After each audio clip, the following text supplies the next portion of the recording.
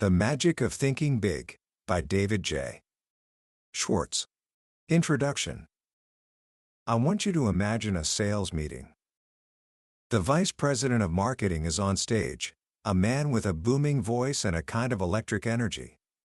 The room is filled with salespeople, all good at what they do, all making a decent living. But the VP isn't there to talk about being decent. He's there to talk about greatness. He brings a man named Harry up onto the stage.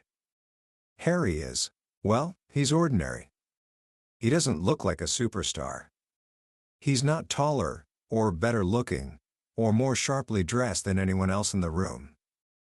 The VP turns to the crowd and says, "Take a good look at Harry. Last year, the average person in this room earned about $12,000. Harry, right here, earned just under $60,000.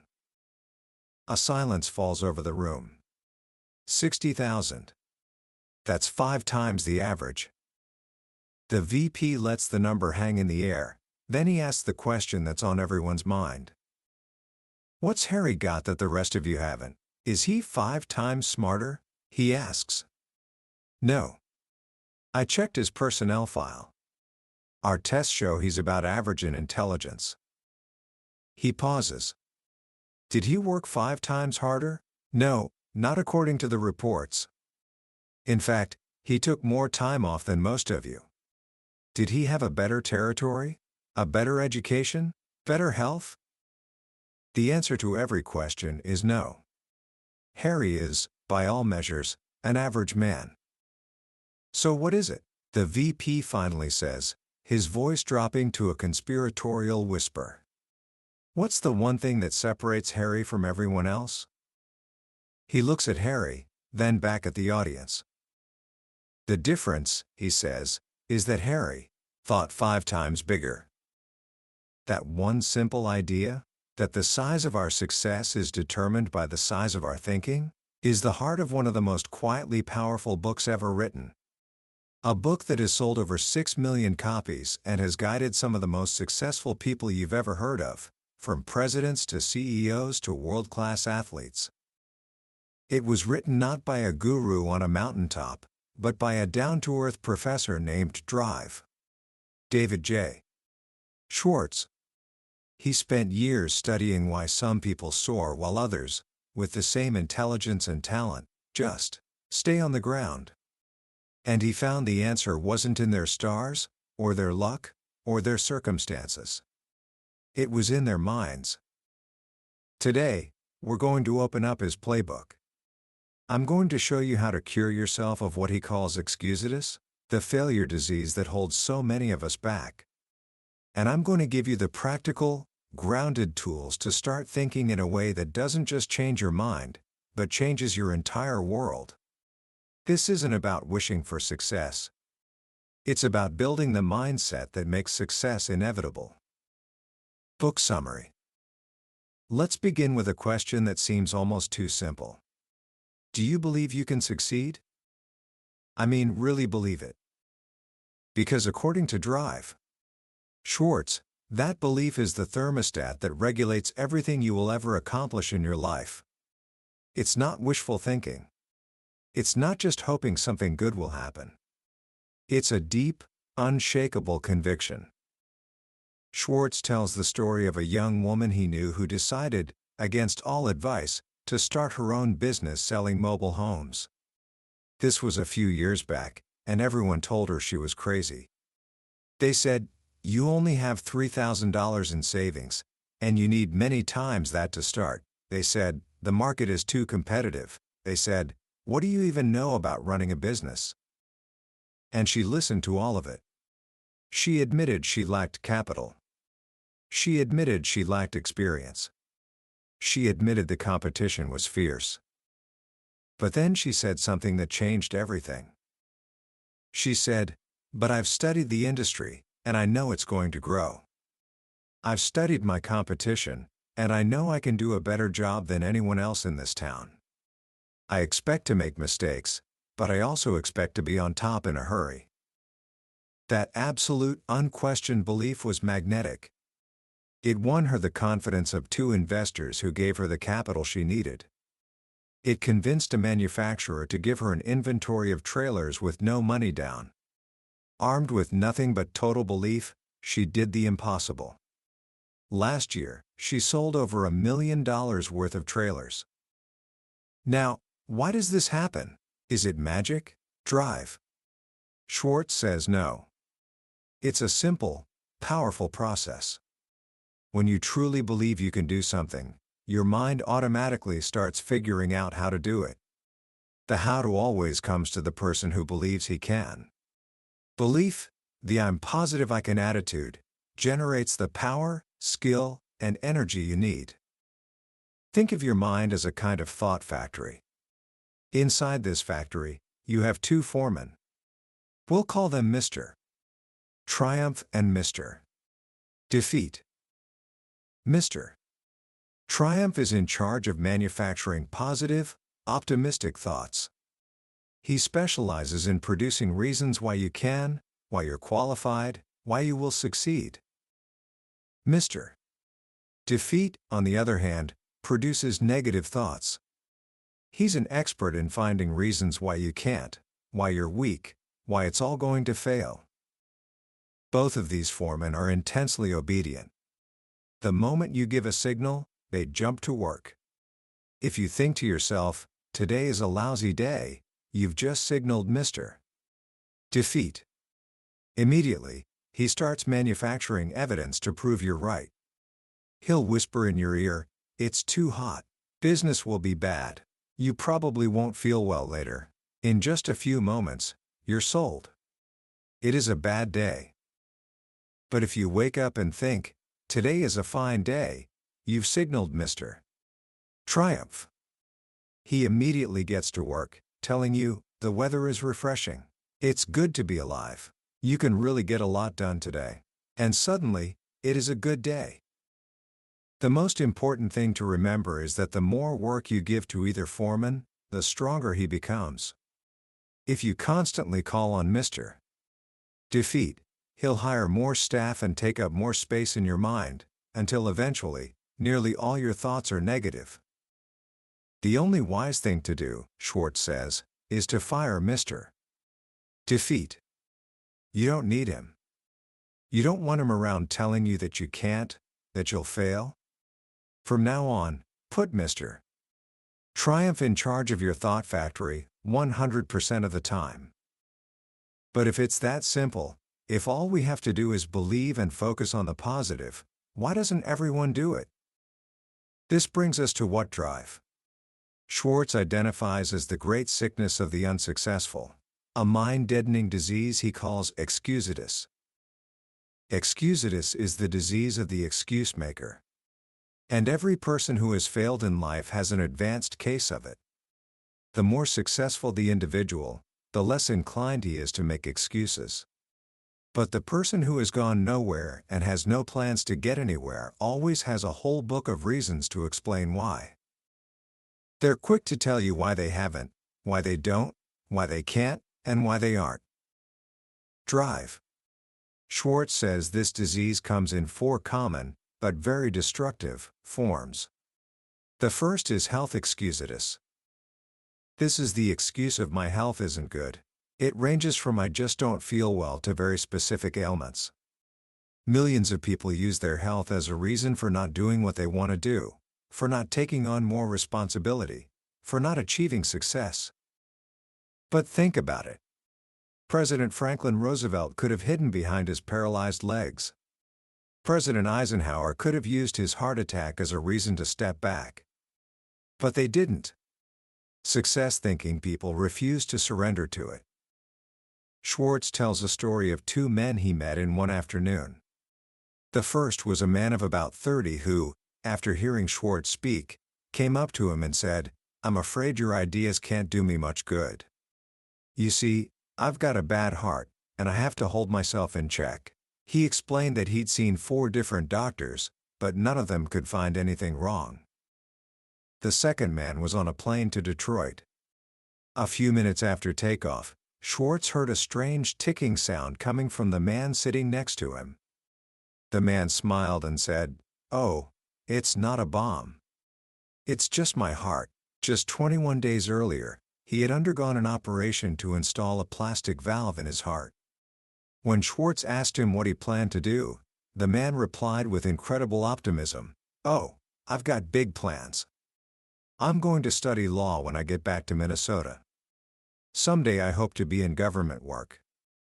One man, who wasn't even sure he had anything wrong with him, was worried, depressed, and on the road to defeat. The other, after one of the most difficult operations imaginable, was optimistic and eager to get on with life. The difference was entirely in how they thought about their health. So how do you vaccinate yourself against health excusitis? Schwartz gives 4 doses of vaccine. First, refuse to talk about your health. The more you talk about an ailment, even a common cold, the worse it seems to get. It's like putting fertilizer on a weed.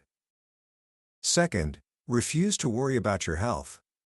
Looking for an illness can often actually produce one.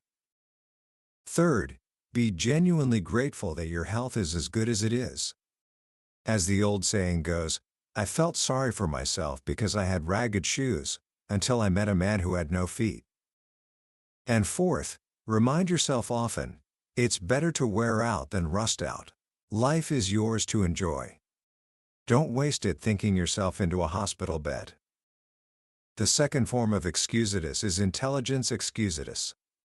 This is the belief that I lack brains. It's so common that maybe 95% of people suffer from it to some degree. But unlike other excuses, people suffer from this one in silence. They feel it deep down. Most of us, Schwartz says, make 2 huge mistakes about intelligence. First, we underestimate our own brain power. Second, we overestimate the other fellow's brain power. Because of this, we sell ourselves short. We don't tackle challenging projects because we think it takes a brain. But what really matters is not how much intelligence you have, but how you use what you do have. Let me say that again, because it's vitally important. The thinking that guides your intelligence is much more important than the quantity of your brain power. Interest and enthusiasm are the critical factors. A person with an average IQ of 100 who has a positive, optimistic, and cooperative attitude will earn more money, win more respect, and achieve more success than a negative, pessimistic person with an IQ of 120. He gives the example of his friend, Phil, a senior officer at a major advertising agency. Phil was the director of marketing research, earning a huge salary. But was Phil a brain? Far from it. He knew next to nothing about research techniques or statistics. He wasn't even a college graduate, though everyone who worked for him was. So what made Phil 3 times more valuable than the people who were technically smarter than him? Phil was a human engineer. He was 100% positive. He could inspire others when they were feeling low. He generated enthusiasm. He understood people, and because he could really see what made them tick, he liked them. It wasn't Phil's brains, but how he managed those brains, that made him a star. So how do you cure intelligence excusitis? First, never underestimate your own intelligence, and never overestimate the intelligence of others. Concentrate on your assets, not your weaknesses. Remember, it's not how many brains you have that matters, but how you use them. Second, remind yourself several times a day, my attitudes are more important than my intelligence. Practice positive attitudes. See the reasons why you can do it, not the reasons why you can't. And third, remember that the ability to think is of much greater value than the ability to memorize facts. Use your mind to create, to develop ideas, to find new and better ways to do things. Ask yourself, am I using my mental ability to make history, or am I just using it to record the history made by others? The third form of the disease is age excusitis, the failure disease of never being the right age. It comes in 2 forms. I'm too old, and I'm too young. The I'm too old variety is the most common. People think their age is wrong, so they don't even bother to try for the things they truly want. Schwartz tells of a 40-year-old trainee named Cecil who wanted to start his own business but thought he was too old. After all, he said, I'd have to start from scratch. Schwartz tried the old medicine, you're only as old as you feel, but it didn't work. Finally, he discovered a cure. He asked Cecil, when does a man's productive life begin? Cecil thought and said, about 20, I guess. Okay, Schwartz said, and when does it end? Well, Cecil replied, if he stays in good shape, I guess a man is still useful when he's 70. All right, Schwartz said, so that's 50 productive years. You're 40. How many of your productive years have you used up? 20, Cecil answered. And how many do you have left? 30, he replied. In other words, Schwartz concluded, you haven't even reached the halfway point. You've used up only 40% of your productive years. Cecil got the point. He was cured. He switched from thinking I'm already old to I'm still young. He realized that it's not our age that matters, but our attitude toward it. The same goes for the I'm too young excuse. Youth is a liability only when the young person thinks it is. If you know your job and you understand people, you're mature enough. Demonstrate that you have ability and positive attitudes, and your youth will be seen as an advantage. The fourth and final common form is luck excusitus. This is when people blame their problems on bad luck and credit other people's success to good luck. But there is a cause for everything. Nothing just happens. Success is the result of preparation, planning, and success-producing thinking. And what people call bad luck is usually just the result of poor decisions or inaction. Mr. Success suffers a setback, he learns from it and profits. Mr. Mediocre suffers a setback, and he fails to learn. To conquer luck excusitus, you have to do two things. First, accept the law of cause and effect. Take a second look at what appears to be someone's good luck. You'll find that it wasn't luck at all, but carefully planned work and patiently executed plans. Second, don't be a wishful thinker. Don't waste your mental energy dreaming of an effortless way to win success. We don't become successful through luck. We become successful by doing those things and mastering those principles that produce success. Once you've vaccinated yourself against this failure disease of excusitus, the next step is to build genuine, unshakable confidence. And that brings us to the most powerful antidote to fear that has ever been discovered. What is it? It's one simple word: action. Schwartz tells a story from his time in the Navy during World War II. Non-swimming recruits were put into swimming classes. One exercise required them to jump from a 6-foot-high board into 8 feet of water. It was a sad sight to see these young, healthy men absolutely terrified of the water. But the instructors knew something profound. All that stood between those men and the defeat of their fear was one single drop into the water below. Often, they would accidentally get pushed off the board. And the result? The moment they hit the water, the fear was gone. Action cured their fear. Indecision and postponement, on the other hand, fertilize fear. Think about it in your own life. When you face a tough problem, you stay stuck in the mud until you take action. Hope is a start, but hope needs action to win victories. The next time you experience fear, big or little, steady yourself and ask this one question: what kind of action can I take to conquer this fear? Isolate your fear, and then take appropriate action. For example, if you're embarrassed by your personal appearance, don't just worry about it. Do something. Get a haircut. Shine your shoes. Practice better grooming. The action itself builds confidence. If you fear losing an important customer, don't just hope they stay. Work doubly hard to give them better service. Correct anything that might have caused them to lose confidence. If you fear failing an exam, convert that worry time into study time. Action is the ultimate cure. But there's another crucial component to building confidence, and it lies in how you manage your memory. Your brain, Schwartz explains, is like a bank. Every day, you make thought deposits in your mind bank. These deposits grow and become your memory. When you face a problem, you go to your memory bank and ask, "What do I already know about this?" The teller in your memory bank is incredibly reliable. He gives you exactly what you ask for. If you walk up and say, "Mr. Teller, let me withdraw some thoughts I deposited that prove I'm inferior," he'll say, "Certainly, sir." Recall how you failed twice before? Recall what your 6th grade teacher said about you?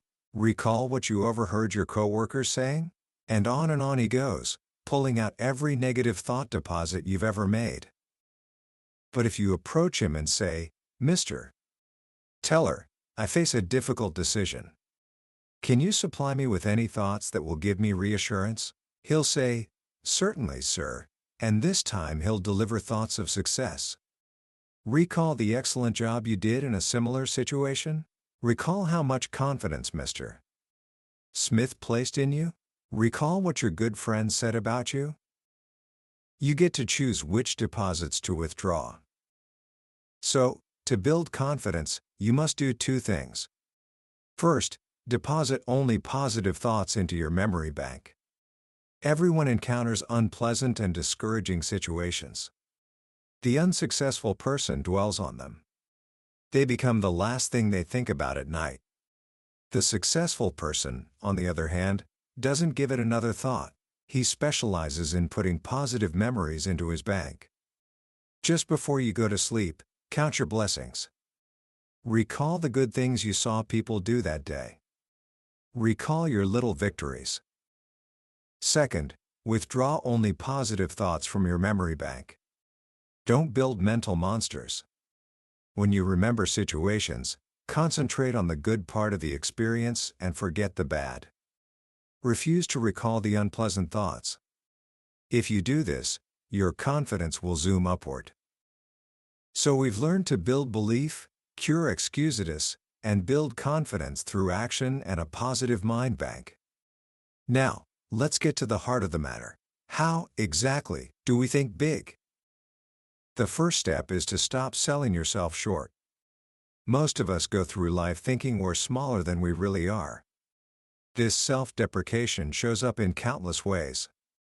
We see a job advertisement we'd love, but we think, "I'm not good enough for that." We want to ask someone on a date, but we think, "They'd never say yes to me." We create long mental lists of our faults, our shortcomings, our inadequacies. But if we only know our negative characteristics, we're in trouble. Schwartz offers a simple exercise to help you measure your true size. First, determine your 5 chief assets. These could be your education, your experience, your personality, your initiative, your appearance. Ask an objective friend to help you. Second, under each asset, write the names of 3 people you know who have achieved great success but who do not have that asset to as great a degree as you do. When you finish this exercise, you'll discover something amazing. You outrank many successful people in at least one key area. The only conclusion you can honestly reach is this: you're bigger than you think. So, you must fit your thinking to your true size. The next tool for thinking big is to develop a big thinker's vocabulary. Now, this doesn't mean using big, complicated words. In fact, people who use difficult words are often small thinkers trying to look big. The important measure of your vocabulary is the effect your words and phrases have on your own thinking and the thinking of others. We don't think in words, we think in pictures. When you speak or write, you are a movie projector, showing movies in the minds of others. And the pictures you create determine how you and others react. If you tell a group, "I'm sorry to report we failed," they see a picture of defeat and disappointment. But if you say instead, "Here's a new approach that I think will work," they see a picture of hope and feel encouraged. If you say, "We face a problem," you create a picture of something difficult and unpleasant. But if you say, "We face a challenge," you create a picture of fun, sport, something exciting to do. Big thinkers are specialists in creating positive, forward-looking, optimistic pictures. So, you must use words and phrases that produce big, positive mental images. Practice this. When someone asks how you feel, don't say "I'm tired" or "I have a headache." Say, "Just wonderful, thanks," or "Great." Say it, and you'll start to feel it. Use bright, cheerful words to describe other people. Compliment them. And use positive language to outline plans to others. Promise victory and watch their eyes light up. Build castles, don't dig graves. The third element of thinking big is to see what can be, not just what is. Big thinkers train themselves to see something where little or nothing currently exists. Visualization adds value to everything. Schwartz shares the story of a highly successful real estate agent who specializes in rundown rural properties. He said, "I don't try to sell my prospects a farm as it is. I develop my entire sales plan around what the farm can be." He would spend days walking a new property, studying it, and then he would create detailed, comprehensive plans. One plan might be for a riding stable, another for a tree farm. He helped his prospects see a picture of the farm transformed into a money-making proposition. People, he discovered, pay more for acreage in an idea than they do for just acreage. Look at things not as they are, but as they can be. This applies to people too. The teacher who sees a child not as he is, perhaps ill-mannered or backward, but as he can be, will get results. Most people driving through Skid Row see only broken-down souls. A few devoted people see reconstructed citizens, and because they see this, they succeed in rehabilitating them. It also applies to yourself. Your value isn't determined by what you have right now. It's determined by how much you are planning to get. The price tag the world puts on you is almost identical to the one you put on yourself. Visualize yourself not as you are, but as you can be. This leads us directly into the power of creative thinking. Creative thinking is simply finding new, improved ways to do anything. And the rewards of all types of success hinge on finding ways to do things better. The first step in creative thinking is the same as the first step in all success: believe it can be done. When you believe something is impossible, your mind goes to work to prove why. But when you believe, really believe, something can be done, your mind goes to work for you and helps you find the ways to do it. Schwartz often used a powerful example in his training sessions. He would ask a group, "How many of you feel it is possible to eliminate jails within the next 30 years?" Invariably, the group would look at him like he was crazy. They'd say, "You want to turn all those murderers and thieves loose? We'd be in chaos. We need more jails." After letting them prove why it was impossible, he would say, "Okay, now for a few minutes, let's just try to believe we can eliminate jails. Assuming we can, how could we begin?" Suggestions would come slowly at first. "Well, you might cut down crime if you established more youth centers." But soon, the group that was so solidly against the idea would start to work up real enthusiasm. Work to eliminate poverty. Conduct research to spot potential criminals before they commit a crime. Educate law enforcement in positive methods of reform. When you believe, your mind finds ways to do. Disbelief puts the brakes on. Belief releases your creative powers. To foster this belief, you have to fight against the biggest enemy of creativity, traditional thinking. This is the mindset that reasons, "It's been this way for 100 years, so it must be good. Why risk a change?" The traditional thinker's mind is paralyzed. To fight this paralysis, Schwartz advises you to do 3 things. First, become receptive to new ideas. Welcome them. Destroy thought repellents like it won't work, it can't be done, or that's stupid. Second, be an experimental person. Break up fixed routines. Try new restaurants, read new books, take a different route to work. And third, be progressive, not regressive. Don't think, that's the way we did it where I used to work. Instead, think, how can we do it better than we did it where I used to work? Always look forward. Successful people live with the question, how can I do better? They know there is endless room for improvement. The successful person doesn't ask, can I do it better? He knows he can. So he phrases the question, how can I do it better? This simple shift, from can to how, switches on your creative power. Once you start thinking bigger and more creatively, you have to protect that mindset by managing your environment. The mind reflects the environment it feeds on, just as surely as the body reflects the food you feed it. Experts agree that the person you are today, your personality, your ambitions, your status in life, is largely the result of your psychological environment. Prolonged association with negative people makes us think negatively. Close contact with petty individuals develops petty habits in us. But on the bright side, companionship with people who have big ideas raises the level of our thinking. Close contact with ambitious people gives us ambition. You have to recondition yourself for success. All of us, as children, set high goals.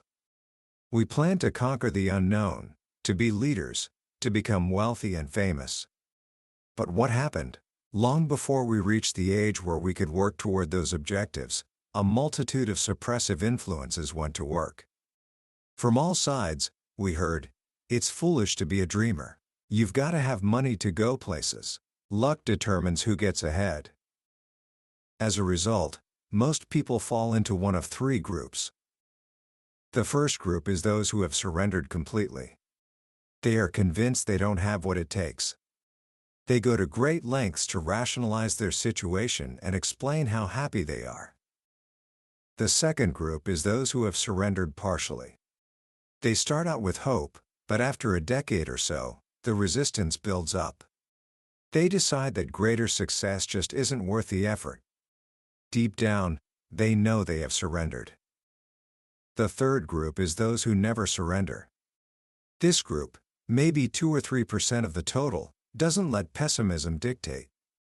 They live and breathe success. To get and stay in this third group, you must fight off the suppressive influences of your environment. Be extra cautious about this.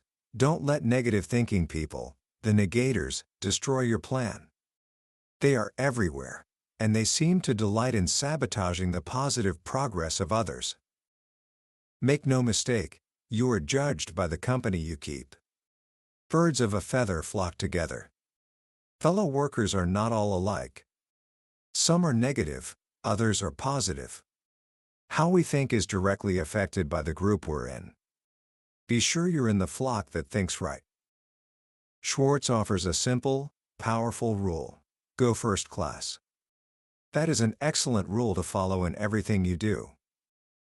He tells of asking a group of trainees to give an example of how they had been penny-wise and pound-foolish. One said, I bought a low-priced suit from an offbeat retailer. I thought I got a bargain, but the suit was simply no good. Another said, my car needed a new transmission. I took it to an alley garage that agreed to do it for $25 less than an authorized dealer. The new transmission lasted 1,800 miles. The simplest answer to the argument I can't afford to go first class is that you can't afford to go any other way. In the long run, going first class actually costs you less. It's better to have fewer things of high quality than to have many things that are junk. It's better to have one really good pair of shoes than 3 pairs of second-class shoes. Develop an instinct for quality. It pays. And often, it costs no more, and sometimes less, than second class. As you cultivate this new way of thinking, you have to make your attitudes your allies. How we think shows through in how we act. Attitudes are mirrors of the mind. Drive. Schwartz says you need to grow 3 specific attitudes. First, the attitude of I'm activated. This is enthusiasm. Enthusiasm can make things 1,100% better. An enthusiastic salesman never has to worry about unenthusiastic buyers. An enthusiastic teacher never has to worry about disinterested students. To activate others, you must first be enthusiastic yourself. How do you develop it? Dig into things deeper. Think of something you have little interest in, maybe a sport, a type of music, a subject in school. Now ask yourself, how much do I really know about this? Odds are, the answer is not much. To get enthusiastic about something, learn more about it. The second attitude is you are important. This is a fact of paramount significance. Every human being, whether he lives in India or Indiana, whether he's ignorant or brilliant, has a desire to feel important. The desire to be important is one of man's strongest, most compelling hungers. When you make other people feel important, they do more for you. Think of the person who serves you, a waiter, a bus driver, a store clerk. If you treat them like they are important, with a sincere "Good morning, sir," or "Thank you, I appreciate your help," they will go out of their way to serve you. It pays to make little people feel like big people. And here's the second giant reason for doing this. When you help others feel important, you help yourself feel important too. So, practice appreciation. Make it a rule to let others know you appreciate what they do for you. Never let anyone feel taken for granted. Practice calling people by their names. And don't hog glory, invest it. When you receive praise from a superior, pass that praise on to your subordinates. It will encourage even greater performance. The third attitude is the put service first attitude. People with a money-first attitude become so money-conscious that they forget money can't be harvested unless they first plant the seeds that grow the money. And the seed of money is service. Put service first, and money takes care of itself. Always give people more than they expect to get. Each little extra something you do for others is a money seed. Volunteering to work late to help the department out of a tight spot is a money seed. Giving customers extra service brings them back.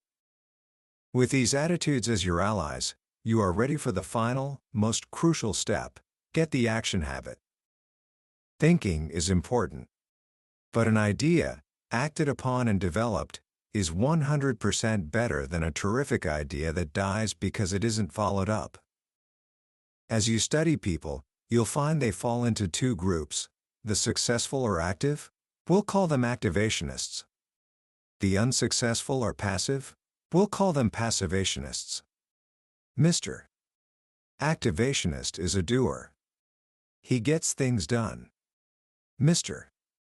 Passivationist is a daunter. He postpones doing things until it's too late. The difference shows up everywhere. Mr. Activationist plans a vacation. He takes it. Mr. Passivationist plans a vacation, but postpones it. Mr. Activationist wants to go into business for himself. He does.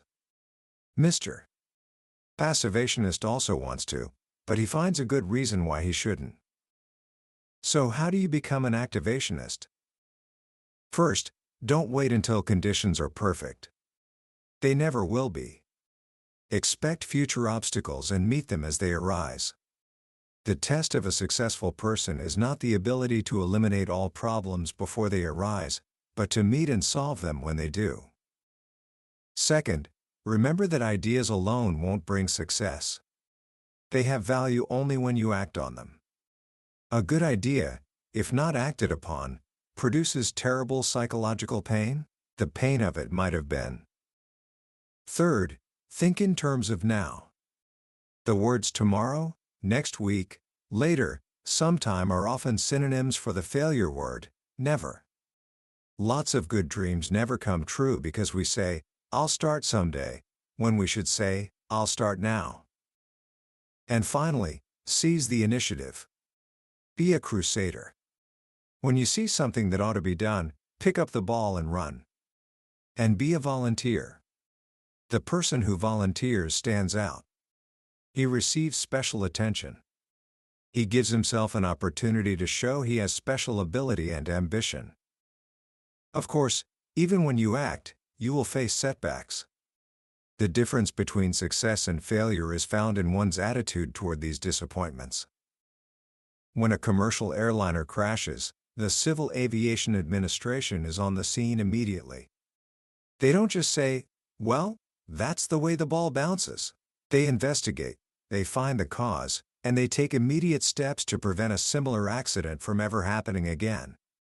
They study setbacks to pave the way to safer travel. You must do the same. When you lose, learn.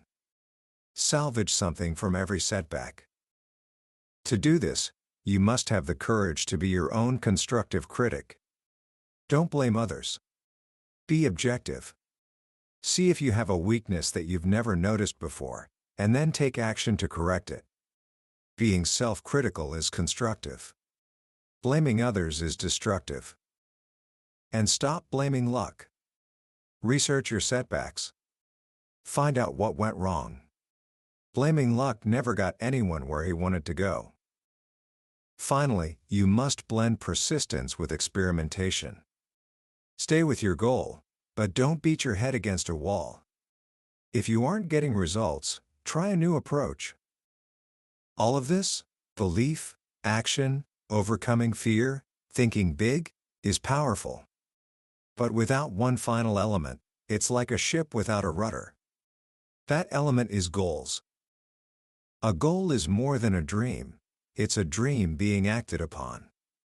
Nothing happens, no forward steps are taken, until a goal is established. Without goals, we just wander through life. Just as a progressive corporation plans its goals 10 to 15 years ahead, you must form an image now of the person you want to be 10 years from now. Drive. Schwartz advises you to visualize your future in 3 departments: your work, your home, and your social life. For your work, ask, what income level do I want to attain? What level of responsibility do I seek?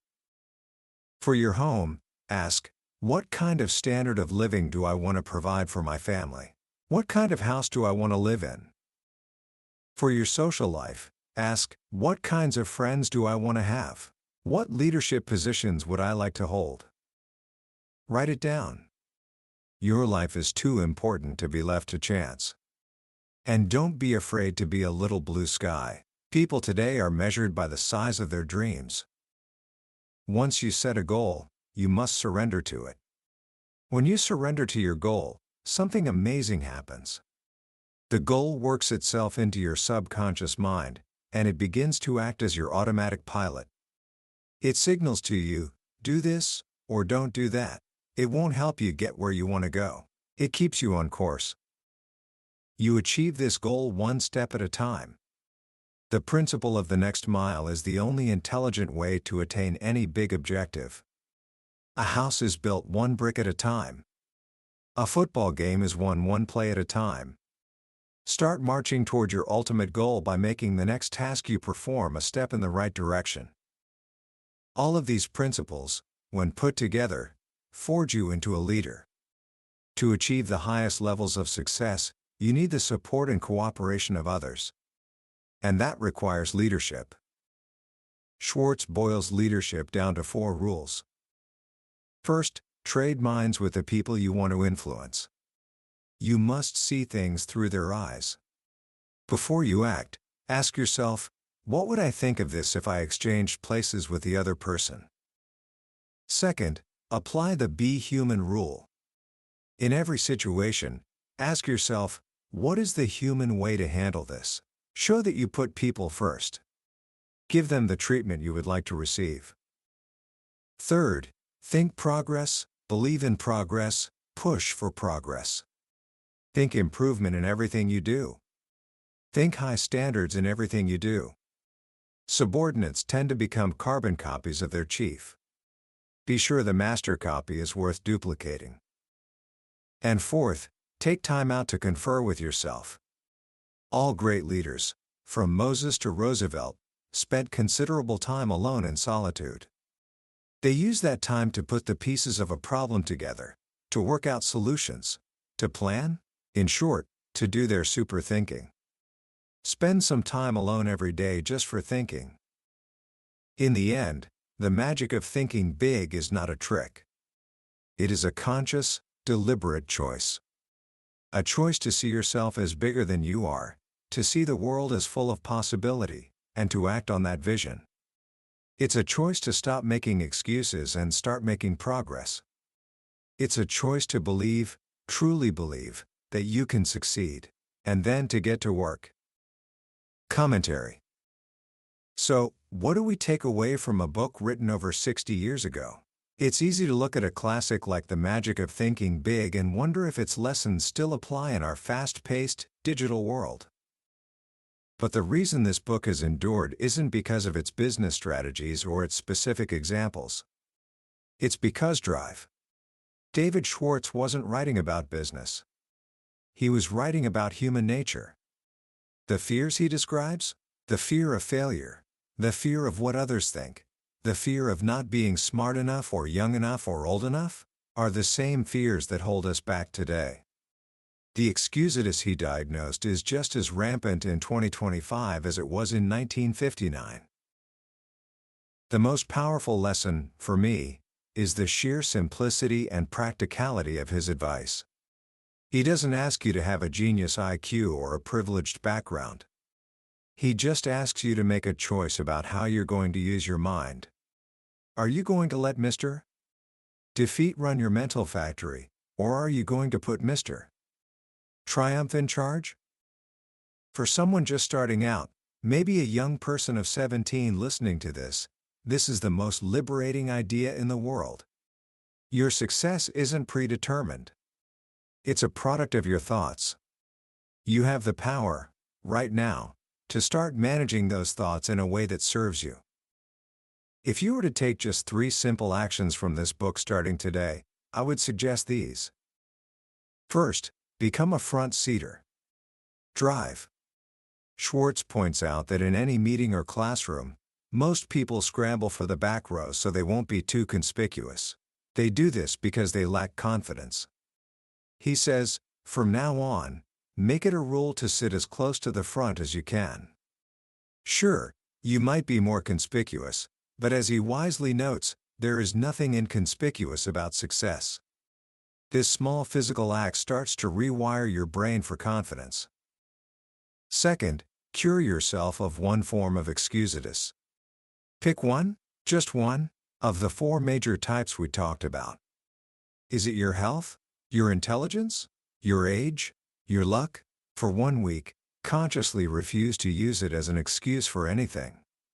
When you catch yourself about to say, I can't because, stop. You'll be amazed at how your mind, freed from its favorite excuse, starts finding ways to say, I can if. And third, practice conversation generosity. In your next conversation, make a conscious effort to encourage the other person to talk. Ask them questions about themselves, their views, their accomplishments. Listen more than you speak. As Schwartz says, you'll accomplish 2 things. You'll win a friend, and you'll learn something. This is the foundation of influence and leadership. That was a summary of The Magic of Thinking Big by David J. Schwartz. We've touched on the main ideas today, but a summary is like looking at a map of a beautiful country. It gives you the layout, but it can't give you the feeling of walking the streets, smelling the air, and meeting the people. The real transformation happens when you engage with the book yourself. This summary is a tool to help you decide if this journey is one you want to take. If these ideas have sparked something in you, I encourage you to pick up a copy. Reading it isn't just about learning. It's an experience that can fundamentally change how you view your own potential. The link to the book is in the description. Also, if you found this summary valuable, please hit that like button and subscribe to the channel. Your support helps us continue to explore the wisdom found in the world's most life-changing books. Let's keep growing together.